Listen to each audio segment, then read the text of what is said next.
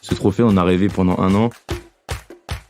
Pour l'épreuve libre, il faut faire quelque chose d'extraordinaire, fantastique, quelque chose qui va être impressionnant. On a mis ce spectacle en place 3 jours avant. On pensait pas gagner autant de trophées et de victoires. Ils sont étudiants à Neoma Business School. Ils vivent parfois des expériences complètement dingues. Nous avons eu envie de les écouter. À notre micro, ils racontent cette parenthèse qui les a transformés. Cet apprentissage express, entre passion, force et détermination. Bienvenue dans la série Red Dingue. Épisode 2, Neoma en fanfare.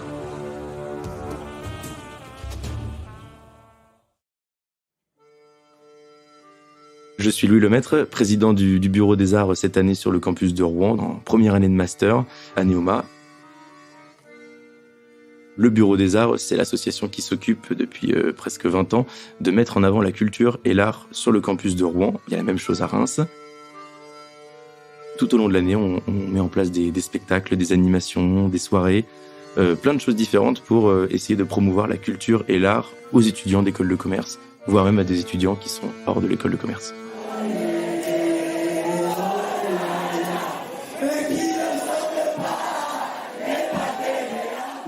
Le Trophée des Arts, c'est une compétition artistique qui regroupe 15 écoles de commerce, ou un peu plus que 15 écoles de commerce françaises. Et on se retrouve à Barcelone, plus précisément à Lloret del Mar, qui est une cité balnéaire en Espagne. Sur ces 3 jours et demi, on s'affronte sur 9 compétitions artistiques différentes, 9 catégories artistiques. Il y a de la danse, il y a du théâtre classique, il y a du théâtre d'improvisation, il y a de la musique classique. Tous les arts sont représentés, ou quasi tous les arts. On a gagné 5 catégories sur 9. Le trophée de la danse, le trophée du théâtre classique, le trophée du mix, l'épreuve libre et le trophée de l'ambiance. L'art c'est fou, l'ambiance c'est fou. Alors merci à tous parce que l'année prochaine on reviendra. C'était dingue parce qu'on pensait pas que ça allait rapporter autant de trophées. Bravo, bravo Neoma Rouen. L'ambiance est rouennaise, 10 piges qu'on vous.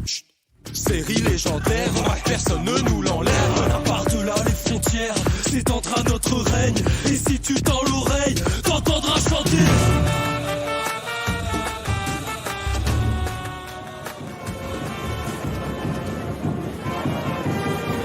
Dès qu'on est arrivé, dès que les Rouennais sont arrivés, au bout d'une demi-heure, on était tous dans la piscine. Et quand toutes les écoles ont vu ça, ils ont dit mais c'est qui ? On a dit c'est les Rouennais qui sont arrivés. Et ça, c'était vraiment dingue. On a eu énormément de membres de la fanfare qui sont venus avec nous cette année. Dès que l'aquagym était terminé, la fanfare arrivait, se mettait à jouer un air très connu de toutes les écoles de commerce et tout le monde se mettait à chanter.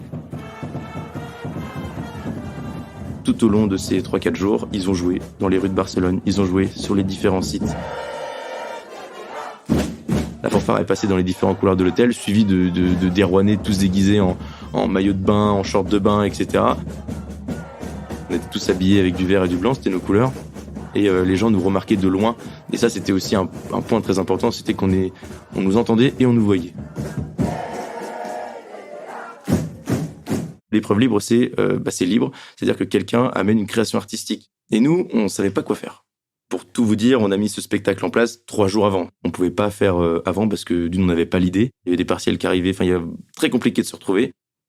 Là, j'ai dit, en fait, pour l'épreuve libre, il faut faire quelque chose d'extraordinaire, fantastique, quelque chose qui va être impressionnant. Le mot de guerre, c'était impressionnant. 3 jours avant de partir, on se retrouve, cellule de crise. Bon, on regroupe dans la salle tout le monde et on pose le décor. Donc là, on a dit, OK, on va tout réunir sur cette scène. On va mettre tous les arts, quasiment tous les arts, au moins 3. Là, je me rappelle encore notamment de la secrétaire et de la vice-présidente du Bureau des Arts qui, sur le bureau, écrivent minute par minute, seconde par seconde, minutieusement ce qui va se passer. Que doivent faire les danseurs ? Quand est-ce que la fanfare doit démarrer ? Sur quel air ? Sur quel rythme ? Quand est-ce que les danseurs doivent arriver ? Tout était écrit minutieusement. Et c'est là que j'ai dit, bon, déjà, c'est bien, on a une bonne trame.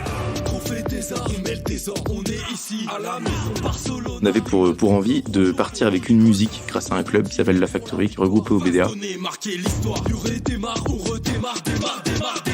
Les 2 artistes sont Nicolas Fritz et Léo Giramilli, qui sont tous les 2 donc membres de ce club qui est La Factory, qui ont composé cette musique. qui ont chanté sur cette musique.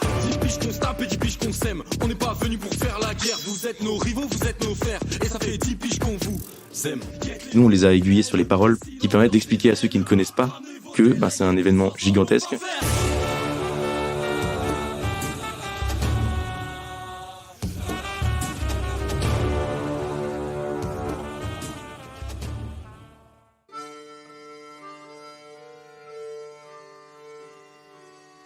L'épreuve libre doit durer 5 minutes et la musique dure environ 3 minutes 30. Donc on avait grossièrement, il fallait combler un petit peu ce temps imparti avec des moyens professionnels au niveau de la lumière et du son.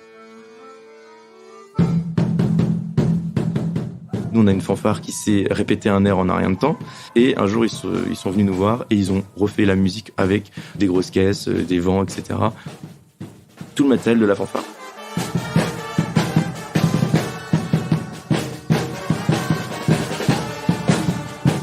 On a fait « Ok, génial, on tient un truc génial ».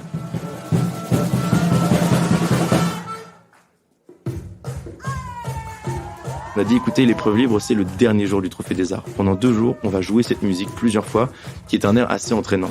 Les écoles adoraient cet air-là, ils le reprenaient tout le temps. Et donc, au moment de l'épreuve libre, nous, qu'est-ce qu'on a fait ? On a remis ce son sur scène. Je pense que dans la tête des écoles, c'était « encore leur son, on le connaît très bien, etc. » Ils l'ont joué pendant 30 secondes.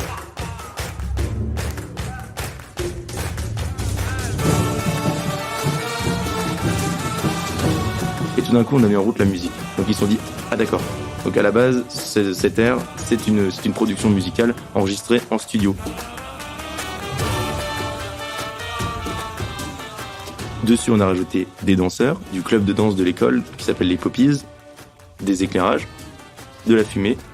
Et en plus de ça, on voit les 2 rappeurs qui arrivent et qui chantent en live cette musique. Et c'est comme ça que je pense que les écoles, on a réussi à les surprendre.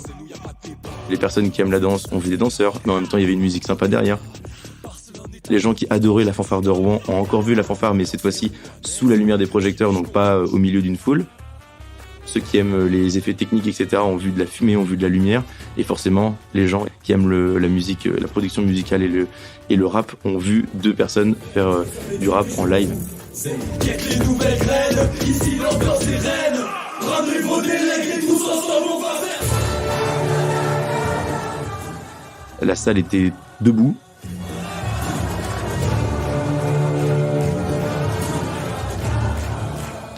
On s'est dit, mais c'est incroyable d'arriver à regrouper autant de monde dans une salle avec une simple musique qui a été faite dans une salle, dans le garage de Neoma, parce que la salle se trouve au niveau du garage, enfin du parking, pardon.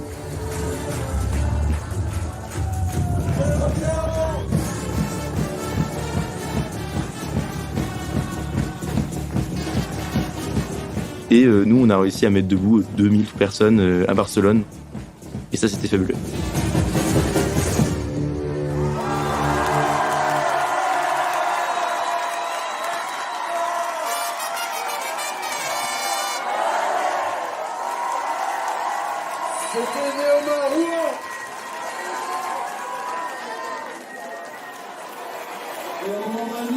Les prix sont rendus le dernier soir.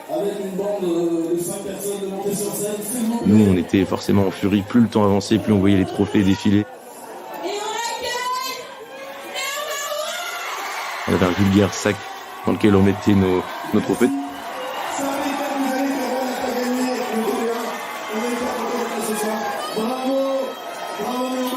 On peut dire pour cette fois-ci que s'y prend le dernier moment, ça fonctionne bien. Quand on a un bureau où il y a environ 300 cotisants chaque année, où on a des clubs artistiques au nombre de 12, composés d'une trentaine de membres à chaque fois, qui comptent sur nous pour organiser plein de choses tout au long de l'année, il faut savoir écouter les autres. Il faut savoir prendre des décisions en prenant l'avis, en tout cas, d'une large population. Je parle beaucoup de management participatif. J'ai essayé tout au long de l'année de mettre en place cette forme de management. Si on prend un exemple précis sur la trésorerie, moi, j'étais buté à l'idée de prendre 3 bus pour aller là-bas au Trophée des Arts. Toute l'équipe quasiment, ou en tout cas une partie, me disait non, on va prendre 2 bus, ça suffira largement. Finalement, c'est eux qui ont eu raison, parce qu'on n'avait pas assez de participants pour remplir 3 bus. Je croise toujours les doigts pour que l'année prochaine il y ait 3 bus, parce que ça, c'est mon côté buté. Mais ça, par exemple, c'était une question qui devait se réfléchir à plusieurs. Et je sais très bien qu'au début de l'année, moi, j'aimais bien tout faire. J'aimais pas déléguer. Je voulais tout faire parce que je savais comment faire, parce que j'arrivais à m'organiser. Mais en fait, quand on demande de l'aide aux autres et ben à chaque fois on en ressort grandi parce que les autres n'ont pas les mêmes points de vue, ne réfléchissent pas de la même manière et essayent aussi de s'investir. Et quand on a l'investissement de plein de personnes, c'est toujours mieux que quand on s'investit tout seul. Déjà physiquement, mentalement, et les résultats sont toujours meilleurs. Merci à tous les artistes. Merci à toutes les personnes qui sont là ce soir. Et on se retrouve l'année prochaine. Merci à tous. Quelque chose de dingue, ce serait que Rouen continue à gagner le trophée de l'ambiance comme ça toutes les années et qu'un jour on fête le 20e anniversaire du trophée de l'ambiance. Pour moi, c'est quelque chose de réalisable, mais il faut encore attendre 10 ans, quoi.